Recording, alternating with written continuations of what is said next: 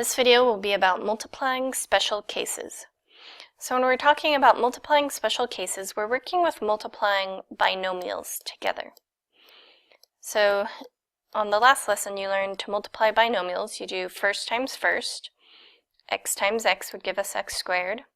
Outer times outer, x times positive 3 would give you plus 3x. Inner times inner, 2 times x is positive 2x, and last times last, 2 times 3 is 6. Then we combine our like terms, and now we have multiplied our binomials together. That's our final answer. When we're working with a special case, we have a couple situations that are considered special.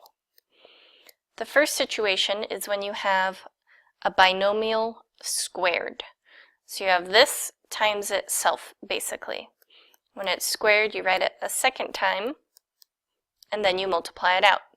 Now you can follow the same process we just did. You can FOIL this out and do first times first, outer times outer, inner times inner, and last times last, and get the correct answer. So you can still follow this process and just FOIL it out. But they came up with a shortcut. They said, well, this follows the same pattern every single time. So the way they usually write this out is using a's and b's. A plus b squared is a squared plus 2ab plus b squared. Or if you have a subtraction sign, you can write it like this: a squared minus 2ab plus b squared. So again, you don't have to use these shortcut formulas. You could just FOIL it out and do it that way. But if you would like to use the shortcut formulas, here's an example of how we use them. Let's say we have 4x minus 5 squared. So according to the formula, we'd use this minus 1, which would have a minus 2 instead of a plus 2. And a is going to be the 4x. So everywhere I see the letter a, I would replace that with the 4x. We'd have 4x squared minus 2 from the formula times 4x times b, which we'll write when we get b, plus b squared. So now we need b.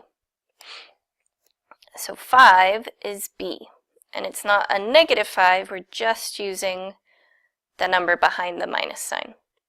So times 5 instead of b, and plus 5 squared instead of b squared. Now I put this in parentheses because this squared applies to everything. We have to do 4 squared and x squared. 4 squared is 16, x squared is just x squared. Negative 2 times 4x is negative 8x. Negative 8x times 5 is negative 40x.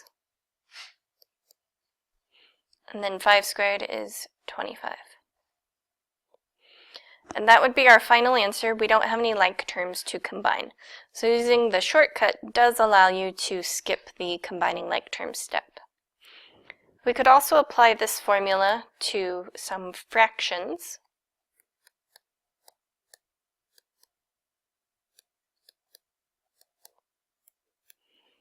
This is still a binomial squared. We're adding and then squaring an entire parenthesis.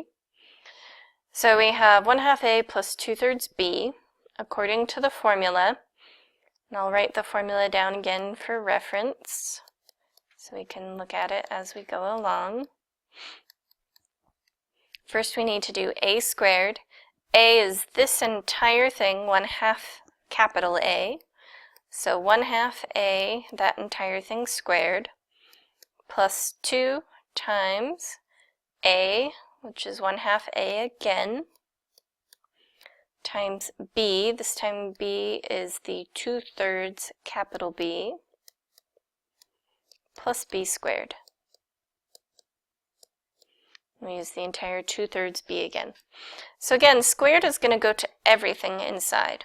1 squared is still 1 because 1 squared is 1 times 1, which is still 1. 2 squared is 2 times 2, which is 4. a squared is a times a, which we can only write as a squared. Then we multiply 2 times 1/2. Well, 2 is the same as 2 over 1. And we go top to top, bottom to bottom. 2 times 1 is 2. 1 times 2 is 2. So that gives us, when we reduce, just 1a. And then 1a times 2/3 b. 1 can also be a fraction by making it 1 over 1. 1 times 2 is 2. 1 times 3 is 3. And we still have an a and a b. And then we square each of these. 2 squared is 4. 3 squared is 9. And b squared is b squared. And that would be our final answer. Knowing this would also allow us to square large numbers using mental math. 52 squared. Trying to do that in my head, I would not be able to do. But if I use this formula and break it up, it's a little bit easier. So 52 is close to 50. It would be the same as 50 plus 2. And now we have that binomial squared. So we have our a, we have our b. So our formula would be 50 squared plus 2 times a times b plus b squared. So 50 squared, well, 5 times 5 is 25, and you're multiplying twice, or you're multiplying two things together, so you use 2 zeros. 2 times 50 is 100, times 2 is 200, and 2 squared is 4. 2500 plus 2 is 2700, plus 4 is 2704. So still a slightly long process, but not nearly as long as trying to do 52 times 52 by hand. So there's another application of using that binomial squared formula. The second special case is called difference of squares. We have a plus b times a minus b. So they have the exact same thing, but one has a plus sign, one has a minus sign. According to that formula, it's just a squared minus b squared. And the reason why is because we would have stuff cancel. If we were to do this longhand, a times a is a squared, a times b is negative ab, b times a, we put the a first, so positive ab, and b times negative b is negative b squared. The negative ab and the ab cancel, leaving us with just the a squared minus b squared. So this one is actually a little bit shorter and is more worthwhile than the last one. So if I were to do an example, 2x plus 5, 2x minus 5.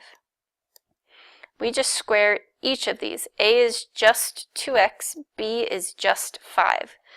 It repeats, so you could identify it again, but that doesn't mean you need to use it twice. So 2x squared minus 5 squared. 2x squared, we could do 2 squared is 4, x squared is x squared, 5 squared is 25. And that's our final answer. We just have to square each of them and use a minus sign. So to show another example, say we had y to the 5th plus 2 and y to the 5th minus 2. So we can use that same formula. We square a is the first thing in the parenthesis, minus b squared, b is the second term in the parenthesis. When you have an exponent raised to an exponent, you multiply, so 5 times 2 is 10, and 2 squared is 2 times 2, which is 4. So we get y to the 10th minus 4. You could also do certain products using mental math instead of a calculator. I could write this as 90 minus 3, and this is 90 plus 3. Now the minus sign came first and the plus sign second. That doesn't matter. We'd still get the correct answer by using that formula.